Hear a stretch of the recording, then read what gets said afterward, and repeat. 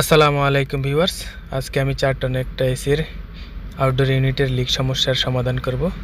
আর এসিটা ছিল এসকেএম এর একটা এসি ভিউয়ার্স। এই এসিটার আউটডোর ইউনিটের বোর্ডের মধ্যে আমি কিছু কম্প্রেসার অয়েল দেখতে পাচ্ছি। এই কারণে আমি ধারণা করে নিলাম আউটডোর ইউনিটের মধ্যে লিক থাকতে পারে। কভার খোলার পরে আমি এসির ইউনিটের মধ্যে যে গ্যাস ছিল ওই গ্যাসটা থাকা অবস্থাতেই আমি ফেরি ব্যবহার করে ফেরির সাথে একটু পানি মিক্স করে দেখে নিলাম কোথায় লিক আছে। খুব তাড়াতাড়ি আমি লিকটা পেয়ে গেছি। তারপরে আমি আরও চেক করে নিব আর কোথাও যেখানে যেখানে আমার সন্দেহ হয় আর কোথাও কোনো লিক আছে কিনা। ভিউয়ার্স, বাইরের দেশে ফেরি নামে পরিচিত আর আমাদের দেশে ভীম লিকুইড নামে পরিচিত। এই ভীমের সাথে অথবা ফেরির সাথে আপনারা পানি মিক্স করে চেক করে নিতে পারেন কোথায় লিক আছে। ভিউয়ার্স, আজকে দিনটি হচ্ছে শুক্রবার। আমি একা কাজ করতেছি। লিক যেহেতু খুব সহজে পেয়ে গেছি, এখন আমাকে কি করতে হবে, এই লিকটা কিভাবে সমাধান করা যায়, লিকটাকে কিভাবে বন্ধ করা যায় তার জন্য স্টেপ বাই স্টেপ কাজ করে নিতে হবে। আমি যেহেতু একা প্রথমে আমি কি করব, আউটডোর ইউনিটের মধ্যে যেখানে চার্জিং বাল্ব আছে ওই বাল্ব খুলে আমি সম্পূর্ণ গ্যাস ছেড়ে দিব। ছেড়ে দেওয়ার জন্য আমি প্রথমে মিটার এবং আমার কাছে আমার প্রয়োজনীয় যেই সমস্ত টুলস আছে ওই টুলসগুলো আমি সব কিছু রেডি করে নেব।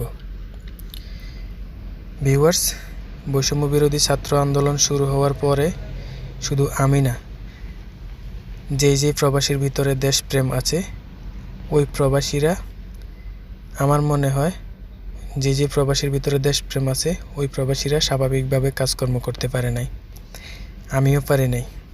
যেখানে যেখানে যে কাস্টমারে ফোন দিলে যাওয়াই লাগবে ওই কাস্টমারের কাজে গেছি, আর যেখানে না গেলেও কোনো সমস্যা নেই ওই কাস্টমারের ফোন রিসিভ করে নেই এবং যাই নাই।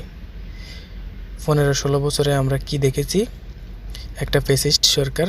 আমি বিএনপি আওয়ামী লীগ কোনো দলকেই সাপোর্ট করছি না, কোনো দলকে ছোট করে বলতেছি না, তবে আমরা 15-16 বছরে দেখছি একটা ফ্যাসিস্ট সরকার। এই সরকার যা কিছু করবে আপনি শুধু দেখতে পারবেন, শুনতে পারবেন, মুখে বলতে পারবেন না। মুখে বললেই আপনার বিরুদ্ধে অ্যাকশন নেওয়া হবে। 2024 সালের 7 জানুয়ারি আমার জীবনের প্রথম ভোট ছিল, জাতীয় নির্বাচনের প্রথম ভোট ছিল। ডামি নির্বাচনে আমি ভোট দিতে যাইনি, কিন্তু দিনের 3টা বাজে যখন আমি ভোট কেন্দ্র দেখতে গেলাম আমাকে একজন বলতেছে, কেন আসছেন, আপনার ভোট তো আমি দিয়ে দিছি। যাক, এই বিষয়ে যদি কথা বলতে হয় অন্য আরেক ভিডিওতে কথা বলবো, এখন কাজে আসি। ভিউয়ার্স, আমি আগুনের হেড দিয়ে পাইপটাকে গরম করে নিলাম। যখন লাল হয়ে গেল পাইপটা, তখন ব্রিজিং রড এখানে ধরার সাথে সাথেই গলে গেল। আগুনে হিট দিতে দিতে যখন লাল হবে তখনই আপনি ব্রিজিং রড ধরতে পারবেন। এর আগে ব্রিজিং রড ধরে রাখবেন, কিন্তু ব্রিজিং রড গলবে না, ব্রিজিংও হবে না। যারা নতুন তারা ভাবতে পারেন, অথবা তারা ব্রিজিং রড ধরে রাখবেন, মনে করবেন ব্রিজিং রড ভালো না অথবা হচ্ছে না। কী কারণে হচ্ছে না? কারণটা হচ্ছে প্রথমে পাইপটা লাল হতে হবে, হিট হতে হবে। আর স্বৈরাচার সরকারের কথা বলতে গিয়ে একটা কথা বলে নেই, আপনাকে অবশ্যই ইউনিটের ভেতরে সম্পূর্ণ গ্যাস প্রথমে বের করে নিতে হবে। বের করার পরে আপনাকে নিশ্চিত হতে হবে পাইপের ভিতরে কোনো গ্যাস নেই অথবা কোনো ধরনের প্রেশার নেই। প্রেশার মানে চাপ, কোনো ধরনের চাপ ভেতর থেকে থাকলে আপনি যদি ব্রিজিং করেন, পাইপটা লাল হওয়ার সাথে সাথে কি হবে, লাল হওয়ার আগেই হয়তো ব্লাস্ট হতে পারে। ব্লাস্ট হলে অবশ্যই দুর্ঘটনা ঘটার সম্ভাবনা আছে। আমি যেহেতু একা কাজ করতেছি, দেখেন ধাপে ধাপে আমার সব টুলস নিয়ে এসেছি। প্রথমে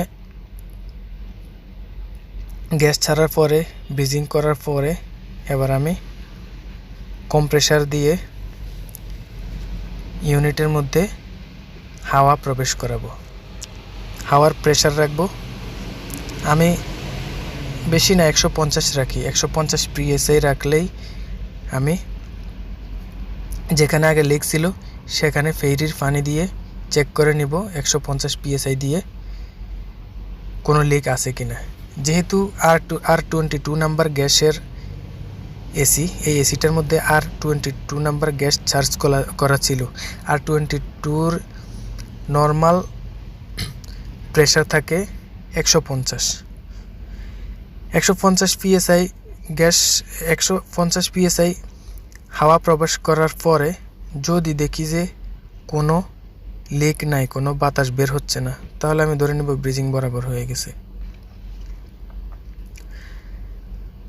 আমি কিন্তু প্রথমে এসি যখন চেক করেছিলাম তখন এসি বন্ধ করে রাখা অবস্থায় চেক করেছিলাম, তার মানে 100 PSI অথবা 150 PSI এর ভিতরেই ছিল, গ্যাস বের হচ্ছিল।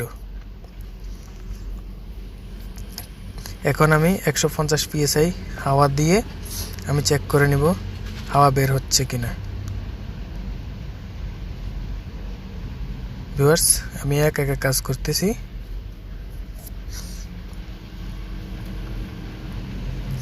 যারা আমার ভিডিও নতুন দেখতেছেন আমার ইউটিউব চ্যানেলটি সাবস্ক্রাইব করে রাখবেন আর আমার এই নতুন পেজটি ফলো করবেন। যারা নতুন এসির কাজ শিখতেছেন তাদের জন্য কিছু কথা খুব গুরুত্বপূর্ণ, তারা মনোযোগ দিয়ে সম্পূর্ণ ভিডিও দেখতে পারেন।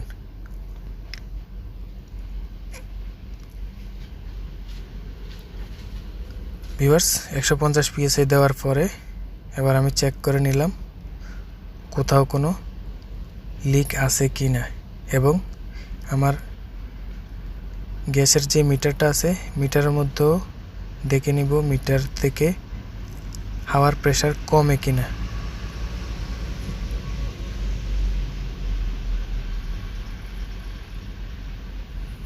কম্প্রেসার দিয়ে হাওয়া দেওয়া হচ্ছে, যতক্ষণ পর্যন্ত 150 PSI না উঠবে ততক্ষণ পর্যন্ত হাওয়া দিব। হাওয়া দেওয়ার পরে বারবার ভালোভাবে চেক করে নিব যেখানে আমি ব্রিজিং করেছিলাম সেখানে কোনো লিক আছে কিনা, এবং এর আশেপাশে যেখানে আমার সন্দেহ হয় সেখানেও চেক করে নিব কোনো লিক আছে কিনা।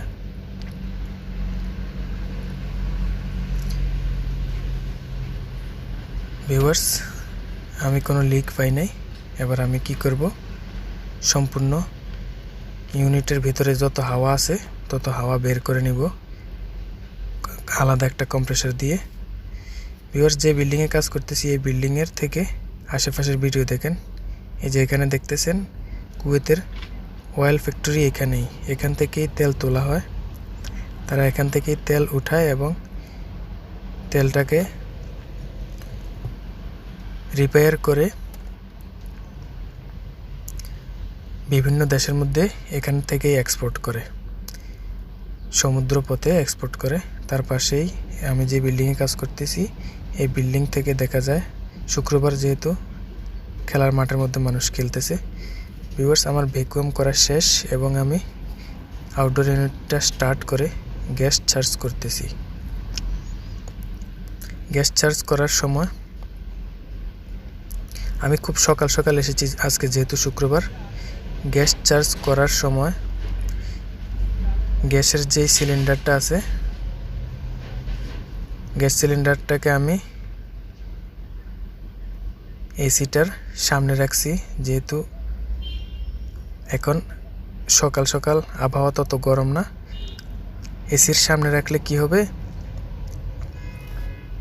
এসির যেই ফ্যান চলতেছে ফ্যানের গরম হাওয়াটার কারণে এই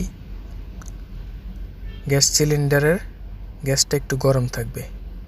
ভিউয়ার্স, আমার গ্যাস চার্জিংয়ের কাজ চলতেছে।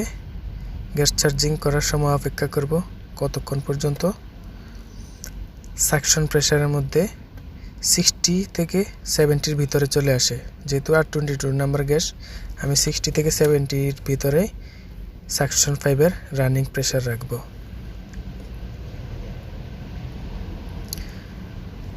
আর ডিসচার্জ পাইপের মধ্যে আমি কোনো মিটারের পাইপ লাগাই নাই।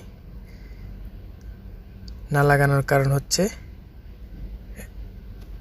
একটা আলাদা ছোট একটা টুলস থাকে, ওই টুলসটা আমার কাছে ছিল না, শুধু একটা ছিল, যার কারণে আমি সাকশন পাইপের মধ্যেই লাগাইছিলাম। ভিউয়ার্স, আমার কাজ করা প্রায় শেষ। একা একা কাজ করতেছিলাম, সব মালামাল একা একাই নিয়ে আসছি। আমাদের মতো যারা ফ্রি বিষয়ে কাজ করে তারা মাঝে মাঝে কি করা লাগে, ধরে নিতে হয় আমি নিজেই ছোটোখাটো একটা কোম্পানির মালিক, প্রাইভেট কোম্পানির মালিক। এই কোম্পানির মধ্যে নিজেই হেল্পার, নিজেই টেকনিশিয়ান, নিজেই ড্রাইভার, যা যা করা লাগে অর্থাৎ নিজে নিজে করা লাগে। আমার গাড়িটা বাইরে রাখা ছিল, গাড়িটার মধ্যে এখন আমার সব মালামাল রাখবো।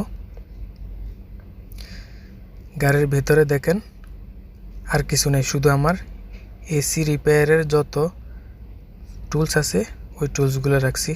আর কিছু কাপড় দিয়ে কি করি আমি ঢেকে রাখি মালামালগুলো, কারণ অনেক সময় এমন হয় গাড়ির ভিতরে মালামাল বাহির থেকে দেখা গেলে গাড়ির গ্লাস ভেঙে মালামালগুলো নিয়ে যায়। কারা নিয়ে যায়? যখন কুয়েতে অবৈধ লোক ছিল অনেক বেশি, এখন এই জিনিসটা একটু কম হয় শীতকালে বেশি। শীতকালে যখন মানুষ ঘর থেকে বের হয় না তখন গাড়ির গ্লাস ভেঙে মালামাল নিয়ে যায়। এখন আমি একে একে আমার কাজের যত মালামাল আছে সব কিছু গাড়ির মধ্যে রেখে দিব।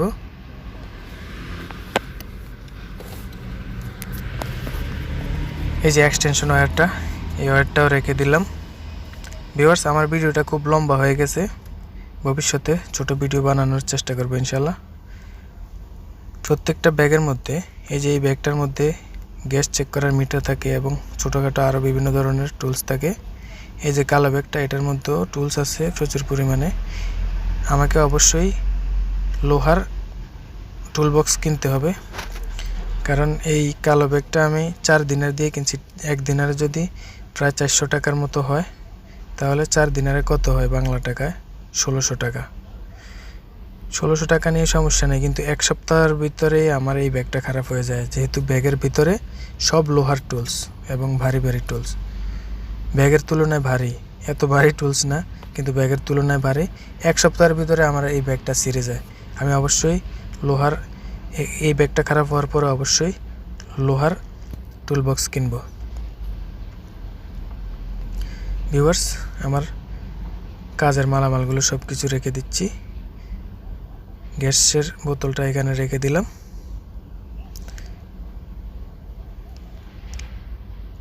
এবার আমি